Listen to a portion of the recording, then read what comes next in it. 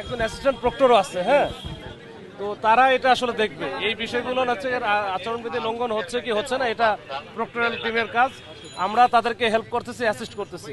আমাদের যদি বলে যেভাবে বলবো সেভাবে আমরা কাজ করতেছি। হ্যাঁ, সার্বিক নিরাপত্তা ব্যবস্থা নিয়ে একটু বলবেন আজকে কেমন দেখছেন? এই যে আবার শুরু হয়ে গেল। একটু দুই লাইন বলে দেন, 2 লাইন।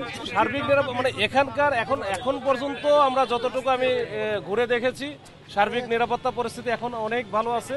সবাই নির্বিঘ্নে নিশ্চিন্তে ভোট দিচ্ছে। ইনশাল্লাহ দেখা যাক, এইভাবে থাকলে সমস্যা হবে না। ইনশাল্লাহ সবকিছু ঠিকঠাক মতো আমরা সম্পন্ন করতে পারবো। সাধারণ মানুষের জন্য কি নির্দেশনা আছে, যারা এখানে ঢাকা মেডিকেল বা আশপাশে যারা জরুরি ইয়াতে আছে তাদের জন্য কি নির্দেশনা?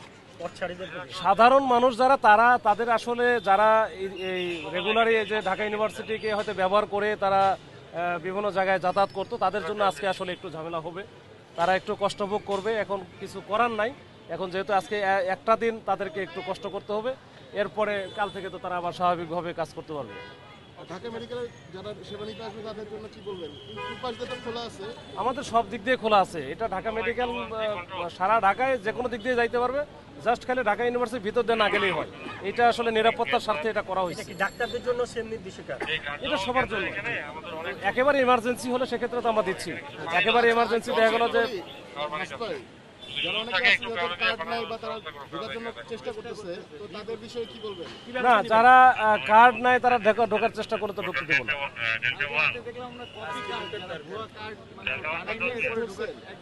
আমরা ধরেছি এবং ওইটা নিয়ে আমরা কাজও করতেছি। এটা আসলে কোথায় থেকে কেন আসলে, কোনো উদ্দেশ্য, অন্য কোনো উদ্দেশ্য আছে কিনা, বিশেষ কোনো স্বার্থান্বেষী মহলের পক্ষে কাজ করতেছে কিনা, এগুলো আমরা যাচাই বাছাই করতেছি। ঠিক আছে, ওকে। কতজন পাইছেন? একজনই?